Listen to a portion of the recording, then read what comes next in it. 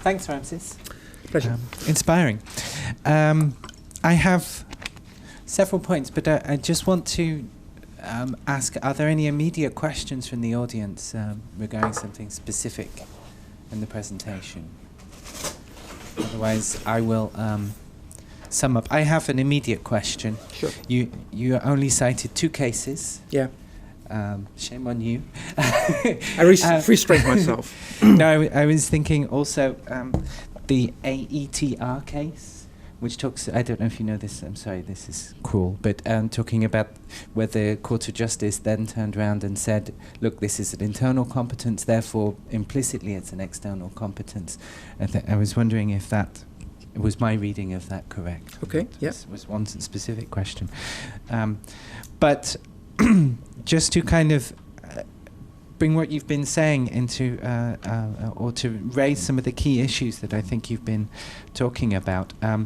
There's some, the points at the end, we'll leave those points up so that we can have a discussion around those. But what I wanted to kind of draw back on was some of the points you'd made about perception and perspective, I think.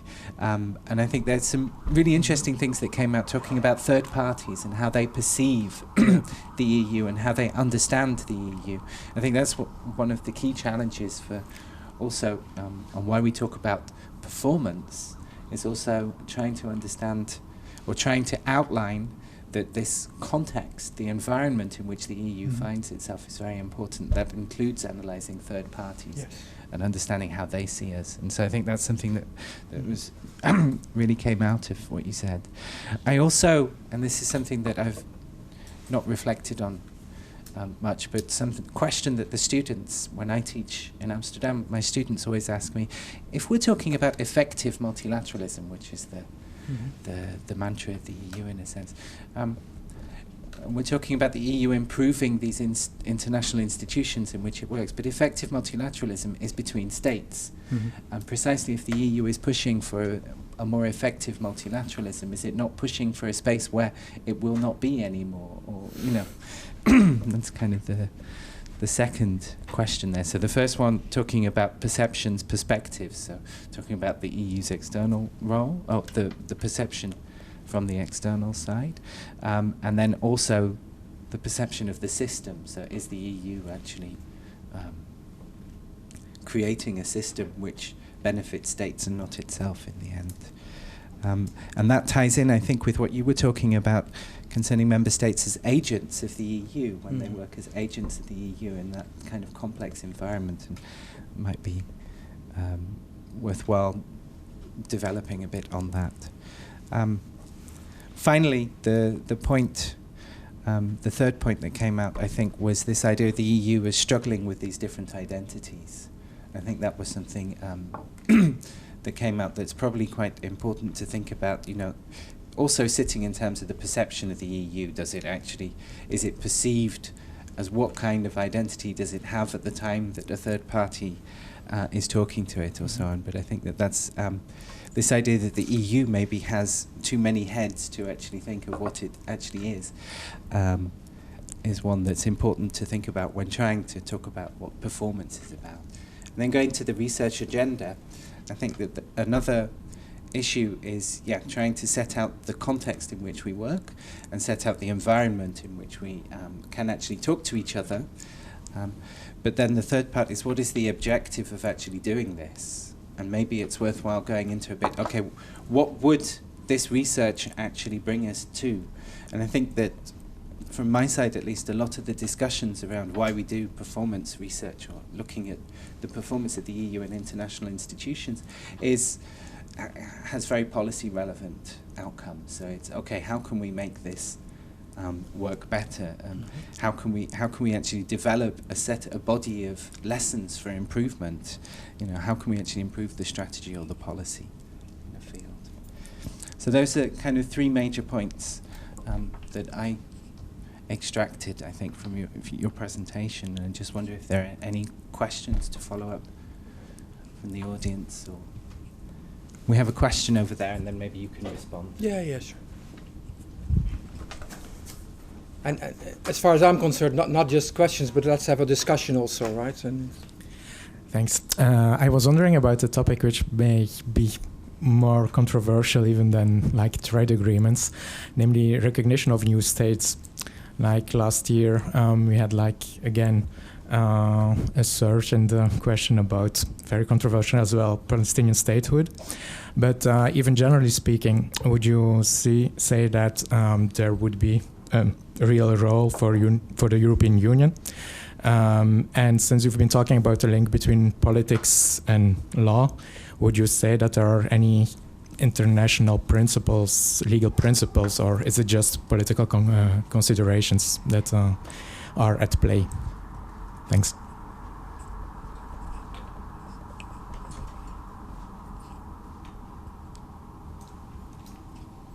You could start there. Yeah, sure. Yeah, that is, and I will also come back to a few of the points you made, but I can also do that later on. This is actually a very good example of recognition of states, because recognition of states is, in international law terms, only done by states, by other states. So only states can recognize other states. So that is, I can actually stop here, but that's not your answer. The thing is, of course, that recognition has a legal and a political element, and if we are really fair, the political element is usually stronger and more important than the legal arguments. So recognition in a legal term, in a legal sense, simply means I see you as another state, which implies that I can have legal relations with you, which implies that we can conclude treaties and agreements together. So first, if you don't recognize somebody else as a legal entity, there's no way you can conclude a legal agreement with somebody else. So that's, in that sense, it's important to have this recognition. Of course, politically, it's not only that, but it's much more. It tells you something about who you support, for instance, in a certain region or whatever. So in that sense, in the political sense, of course, the European Union can say something about it. It will probably never use the term hereby the European Union recognizes Palestine or Kosovo or whatever. But it will implicitly, of course, do exactly that. If the European Union concludes or engages into legal relationships with another entity which is not recognized by the entire world as a state, then that implicitly shows that there's some kind of recognition.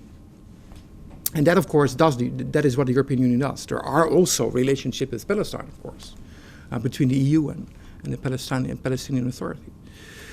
So in that sense, a recognition in a sort of political way may have legal effects, I would say, because it's simply allowing the EU and those territories to enter into a legal relationship. But it's a very good example because here you see the limits of international law. It's, in a legal sense, simply something that is done between states, although now we see that it's also necessary for the EU to be engaged in those.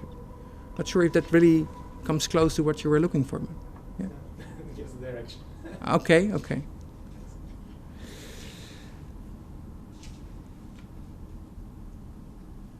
Anything else?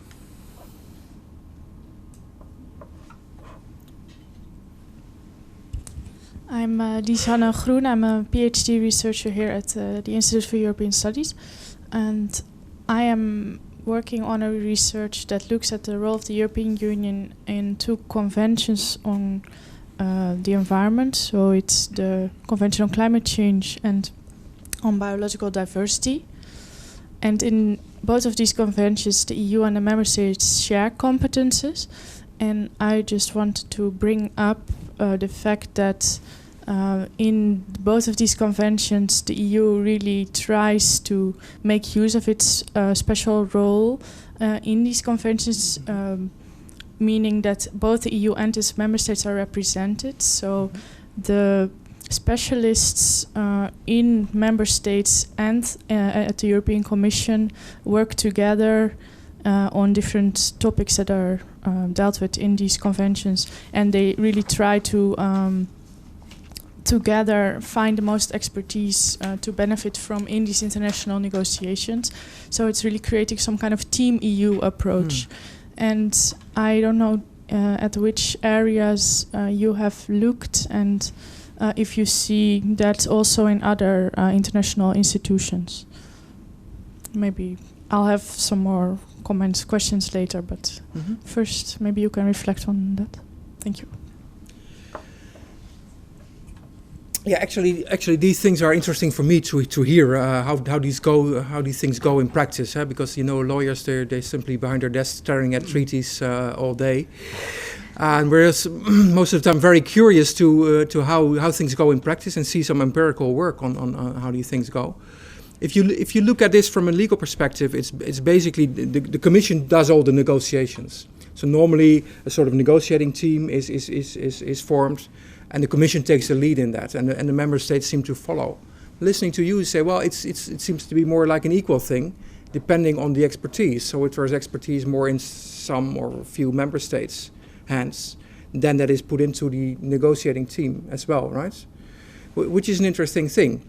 And again, I don't know of too many examples. It sort of really depends on the competence. So if it's really trade, then the Commission would completely take the lead. If it's in any of these shared areas, then you would see an influence of the member states.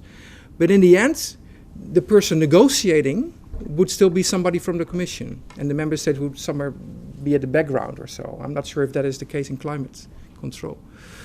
That is the thing.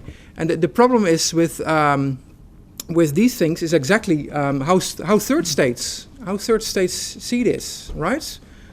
Do they see a mixture of a number of member states, especially if you have some of the member states are very eager to be visible during those negotiations, depending on the topic. I'm not sure, climate, that could be the Scandinavian states, for instance, or Germany, who wants to be very visible, perhaps also at the cost of a European Union visibility. And then again, that you could argue, I can imagine that influences the performance of the EU during those negotiations, not acting as a solitary actor. But I'm curious to hear your views on that. Is there... Can I just talk? We have a microphone Yeah, here. We can share this one. Talking about shared things. Shared incompetence. No, just thinking back to this question about the legal ambiguity there, whether shared...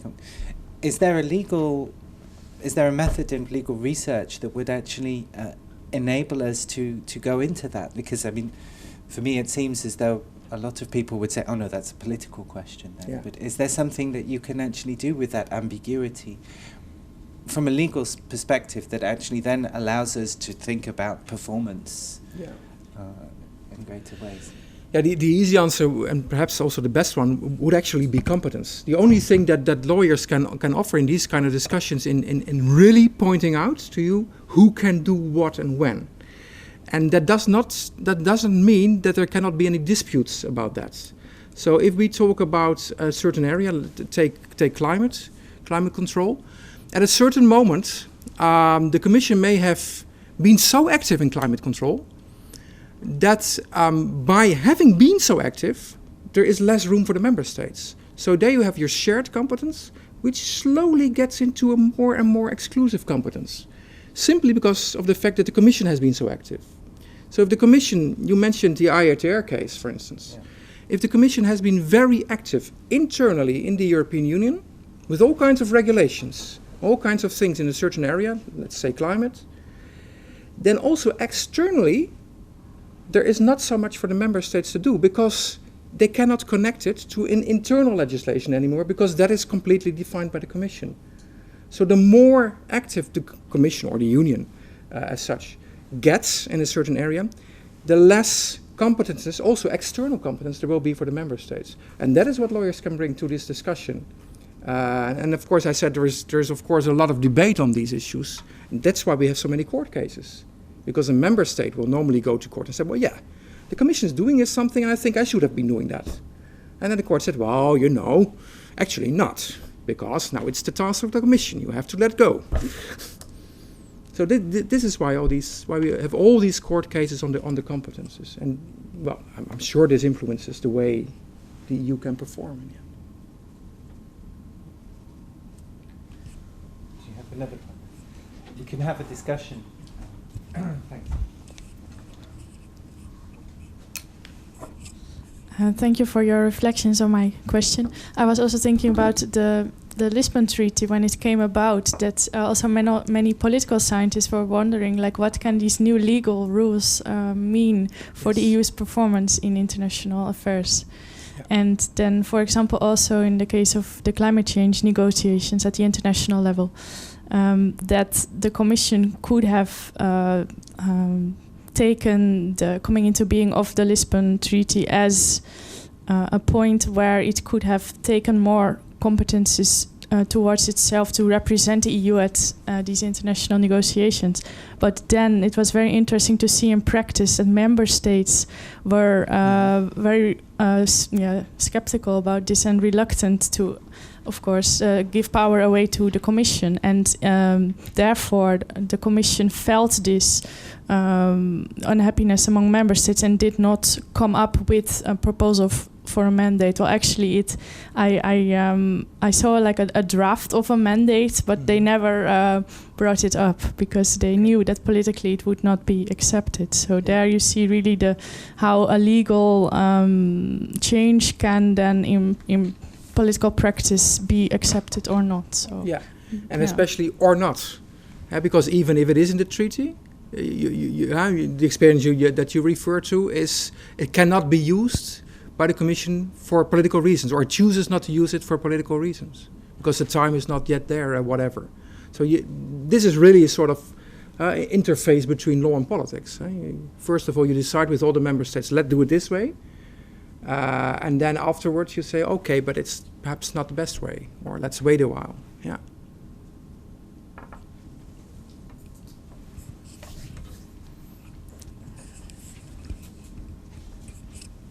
You actually had the same in telecoms. CEPT, which is the the body that organizes telecommunications regulation standards and so on in Europe, they work with the European Commission. And then after the Lisbon Treaty came, there were members of CEPT that were saying, does this mean that Catherine Ashton will go to the International Telecommunication Union and talk on behalf of the EU? Yeah. And then the message came back, no. Even though this is written, we will not take this away. So, Again, I got a very good example, and it brings us back to one of the earlier points that you made, and that is the perception of third states and the perception of other international organizations. I mean, all of us who have been working in this field know how annoyed third states are about this complexity. I mean, once you are waiting for a European Union statement, it takes 3, 4, 5 meetings for the Union to come to a position. And once you're in a room, there's all kinds of struggles on who can speak on behalf of the European Union, and third states are waiting. And so certainly that must have an effect on the efficiency of the Union to bring about and to bring forward its positions, which is not just a Union position, but everybody knows, but it was a compromise, and we know that Sweden actually wants something else than Portugal.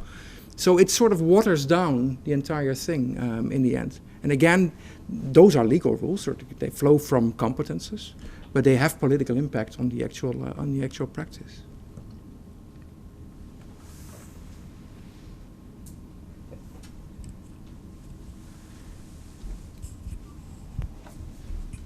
I've been sort of struggling to formulate a question or a point.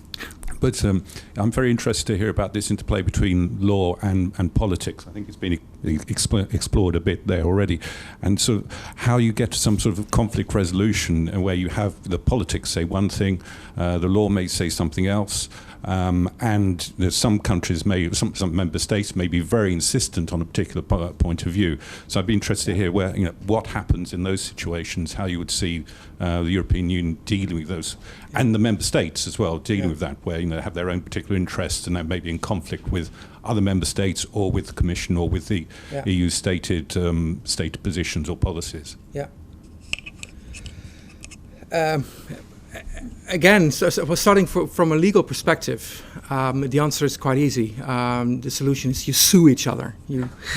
That's basically what happens. Every time you disagree about a competence, about who can do what, either the institutions among themselves sue each other, or the member states sue the institutions. So you go to court. And there is, especially in external relations, there is a lot of case law, especially on these things. Who decides what in the end? So the legal solution would be one, and then the court says, okay, this is now a competence of the Commission. Member states, you should say, behind and accepts the Commission's prerogatives in this respect. That's one solution. The other solution, of course, is the political one, and that is simply bargaining. That is, of course, bargaining between the institutions and try to come to a sort of compromise, or between the institutions and the member states. And usually I would assume that the political bargaining, that you would start with that. And only if that fails that you end up in court, actually. So there's a sort of, I assume that there are phases in that, but I would normally only see the court cases and do not know the political background of that.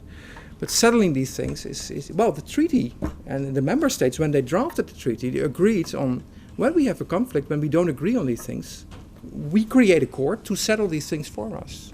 That's what they decided on. And they use this mechanism very well. Is that what you mean? Or is it there's another element I'm missing? Or I'm thinking of particular cases where a member state maybe have a very strong position, yes. And we might have 27 others, yes, who are against it, or have one position and and a very strong position. I think going back in history, France I think has sort of invoked the Luxembourg whatever and sort of left their chair empty when there were only 6. Britain, for example, is very strong in some of the financial areas where they want to protect the city, London, particularly now with the euro in place, and they're particularly worried about being shut out from some of the other decision-making areas, yes, because of not using the euro. So I think I was thinking about the way you have something which is very important to 1 or 2 member states, yes, and the position is sort of agreed amongst others. I mean, I can think, for example, with Denmark and Britain, and we're having opt-outs for treaties, yes, as one solution, but I can see other conflicts coming as well, yes, particularly with Britain as well, actually, at the moment. But yes, the question there, I think, is what happens when there's a special case or a particular instance where some member state has a very, very strong position which is contrary to the others. Yeah. Well, and again, it's very political rather than maybe legal. Yeah, also. But do you mean before or after the decision has been taken on that? There's a difference between them. Yeah, I think leading up to a decision. Initially leading up to decision, yeah, but I suppose you'd also have to say, what happens afterwards, of course. Yes. Well, leading up to the decision, I mean, if it would block the majority that you need to adopt a decision, obviously the decision will not be there. So there will not be an agreement on that. And not having an EU agreement would normally mean that it would stay with the member states. So you would not have found common ground to regulate something, which means that each and every member state can still do it for themselves. After the decision, after it has been adopted, even if you have been outvoted as a member state, of course the decision stands. It's binding, depending on what kind of decision, but normally it would be binding on all the member states. So they have to follow it. Nevertheless, some of the decisions are more important to some of the member states than to others. Case comes to mind relating to Sweden, for instance, PFOS case, for those of you who have ever heard of that, where the Commission was in charge of negotiating an international treaty, and it wasn't doing anything. And Sweden was very keen on having an element, I'm just simplifying it now, having one element in the negotiation or changing the treaty to a certain extent. It could not do that. It had to wait for the Commission. The Commission wasn't doing anything. So the European Union as such, which agreed to do something, wasn't doing anything. Then one member state simply said, I'm not going to wait anymore. I'm going to do this because this is a very important thing. I'm going to ignore those rules and going to go ahead and start negotiating for myself and bring in this element in the negotiation. In the end, it didn't succeed because the Commission sued Sweden in that case and the court said, well, yes, Sweden, you shouldn't have done that. So in the end, there would always be the court, even in these cases, because there's always one member state that was not very eager to agree with the initial decision. So you have been outvoted, and you're reluctant to implement a decision or to play along, but you have to. And then, of course, some of these problems come up in the end. And in the end, in most of the cases, you don't really have an argument. And also politically, of course, you can try and convince the other member states, was it really that important, or should we not? But legally, in the end, I mean, once the decision has been taken, it's binding on you, and you can try and change it. The best thing, of course, if you really have structural problems with something, try and get an opt-out. And that's why the opt-outs are actually good things, because they're legally clear. Okay, you're simply not governed by this regime. You're out of this set of things, so you have a good reason not to participate. But then, of course, you need these opt-outs from the outset, either before the treaty or during the treaty negotiations, or when a new regulation is being drafted.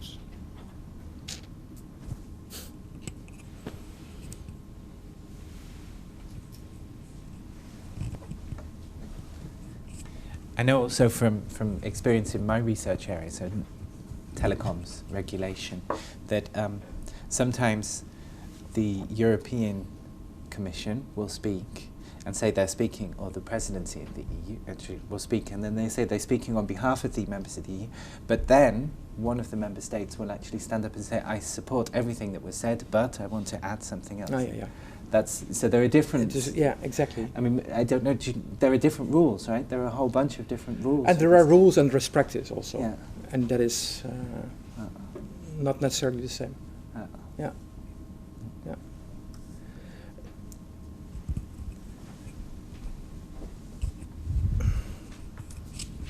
I would have a question regarding the European Parliament. It hasn't been mentioned once, but has it got a place in this picture?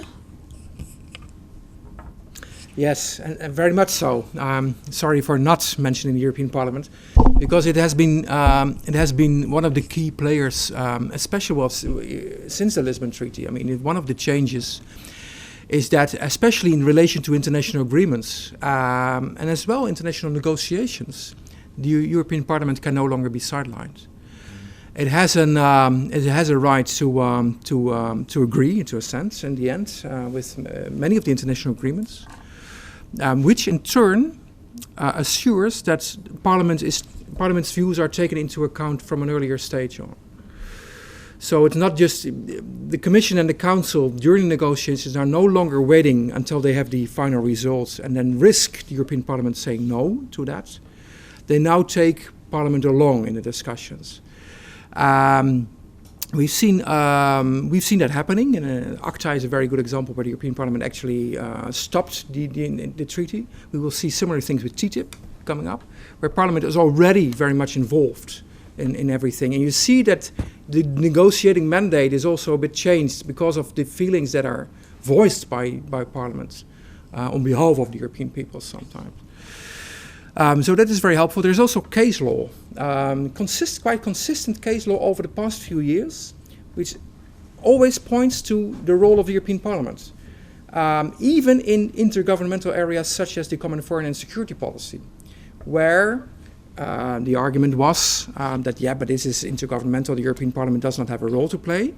And the court said, yes, but if you're concluding an international agreement, the general rules apply, which means that even if you're talking about foreign policy issues, the European Parliament should be informed about what is going on.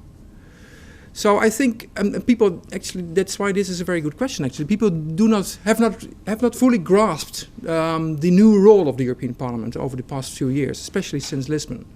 So I always tell people when they ask me, should I really go vote for the European Parliament?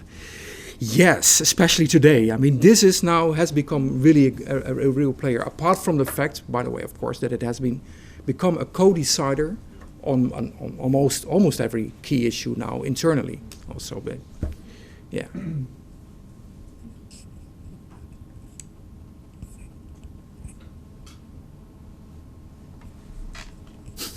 Yeah. Maybe I can pick your brain a bit then, because, well, I've been doing that all evening.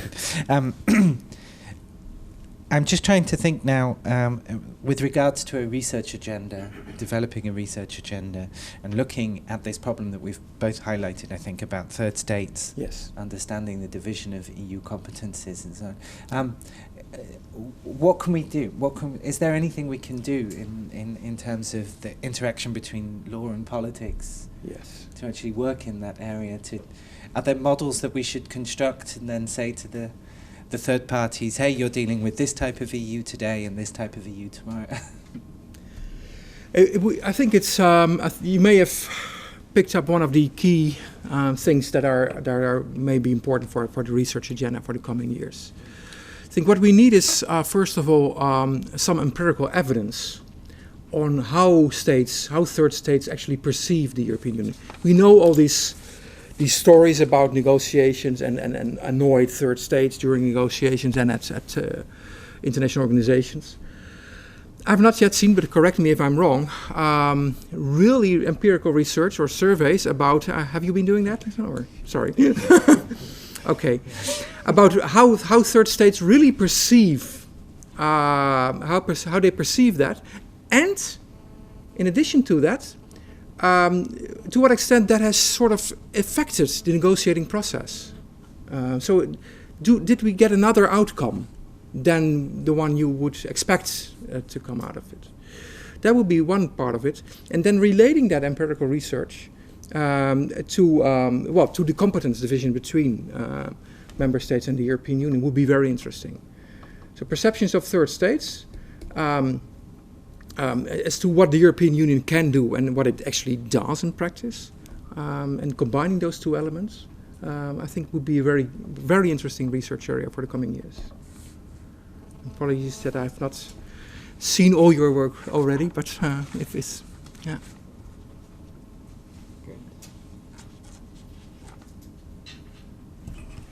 Okay. Are there any more questions? We're finishing on a positive note, I think. The future. Will be interesting to see how people see this development. I mean, it can go both ways. You also hinted at that point. Or the question of multilateralism, effective multilateralism. It can enforce member states again, because member states in the end are states that can conclude treaties, or it can go the other way and at the expense of the member states. I'm not really sure which way it will go. My personal feeling is that what we see happening so far has resulted in more competences for the European Union, more activities of the European Union, sometimes at the expense of member states. But at the same time, more generally, we see the coming back of the member state as well, or parts of the member states even that are coming back, becoming more visible. So I would be interested to hear something about that as well, if somebody has an idea on that. We can also vote on that. So do we wait the vote? Yeah, exactly. Just on that, I know that's one of the hot topics in the UK. Yes, I see. They're bringing competencies back from the European Union, and from what I understand, there are various other countries that are also fairly supportive in certain areas. Yeah. And I don't know, but I can imagine that the areas vary from country to country, probably from member state to member state. So you'd have some areas which somebody would want to bring back, and others want to leave them at the European level. But I know that suddenly that's a very hot topic in Britain, bringing that and giving even national parliaments a veto on some aspects of European regulations, and that could be something that will be determined, very decisive in the eventual UK referendum. So. Yeah. I was going to say we're really looking forward to that. I'm not really looking forward to a referendum, but I'm curious about the actual result, of course. So, yeah. Thank you. Okay. Good. Thank you. I think you've really set down the basis for the rest of the lecture series. Thank you very much, Ramses. Lots of points to think about, the future to think about as well. A few good points for research agenda development. And thank you for being brave enough to come and talk to some political scientists. I survived. Yes, you survived with honours. So, just remains for me to say that there will be several other events in this series. Next week, there's a lecture on the EU and multilateralism. So, it's taking place next week, and then we have a pause and we go into some substantive issues then later on. So I hope to see you all then. And until then, I'd like us to thank Ramses for his participation and wish him all the best with his research agenda himself. Thank you very much.